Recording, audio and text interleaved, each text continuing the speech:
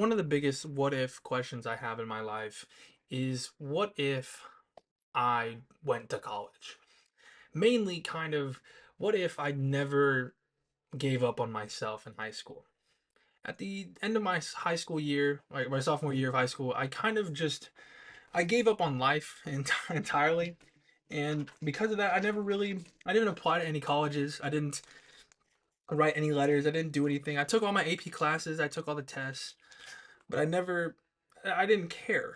I didn't try because I didn't imagine I'd be at this point at when I was at that point, you know.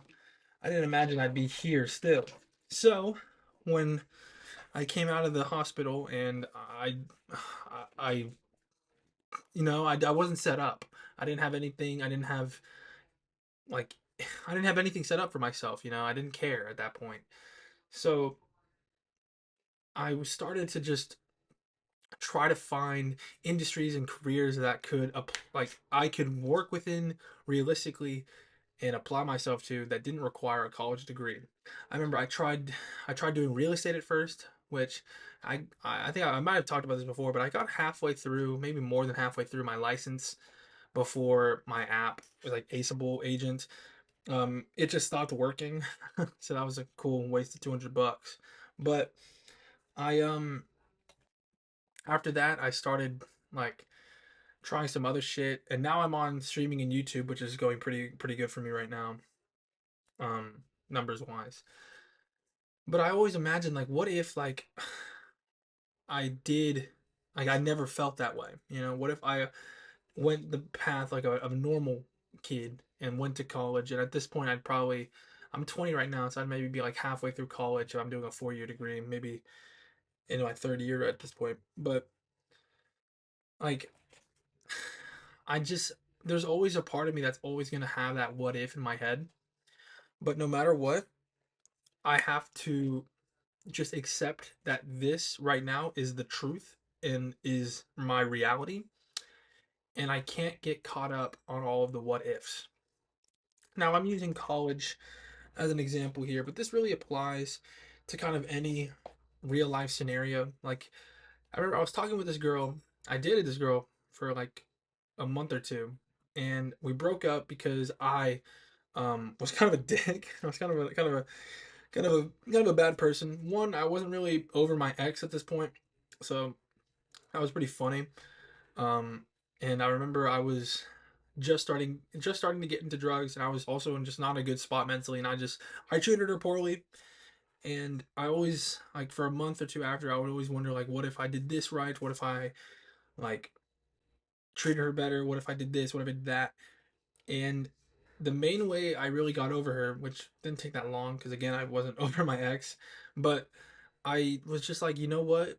What happened happened, and I can't go back. I can't. I don't have a time machine. I don't have a TARDIS. I don't have the Time Stone. I'm not Doctor Strange. You know, I can't reverse time.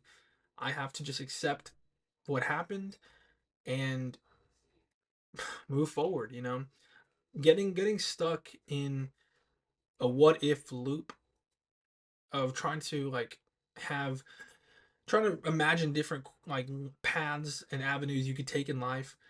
All that does is just restrict you from actually appreciating the life that you have right now.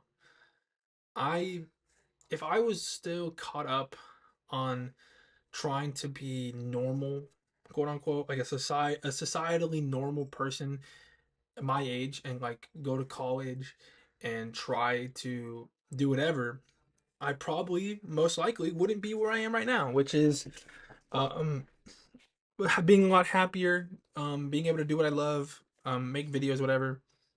You know, there's mainly in like personal relationship kind of what ifs. Like I remember I used to really get caught up on what if people don't like me? What if like when I try a new thing, what if like I'm really bad at it and I embarrass myself and I look like an idiot? That would always like hang over me, and I would never try new things.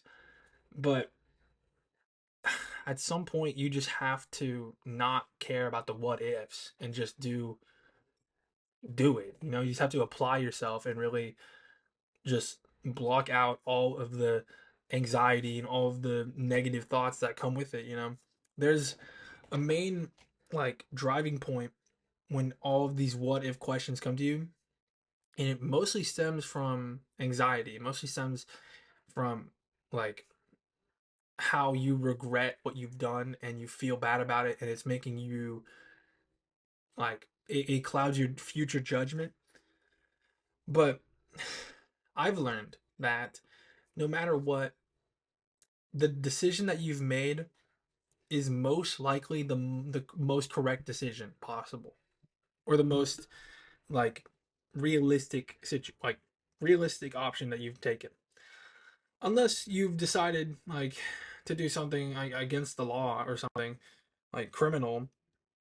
Human judgment is mostly advantageous to you. You never end up making the wrong choice a lot of the time, or a choice that actively negatively impacts you. A lot of the time you just kind of make decisions that will benefit you. And I'll use an example.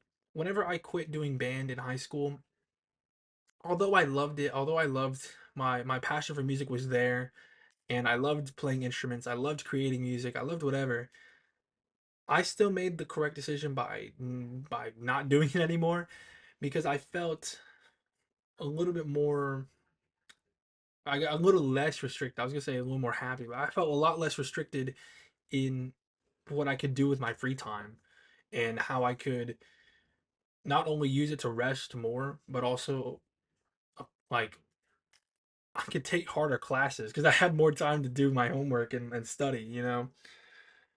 There's a lot of what ifs in life that will kind of hang over your head, but you have to understand that you you can't do anything about them. You know, there's no like you can't go back in time and say, "Oh, what if instead of this, what if I said this to her instead?"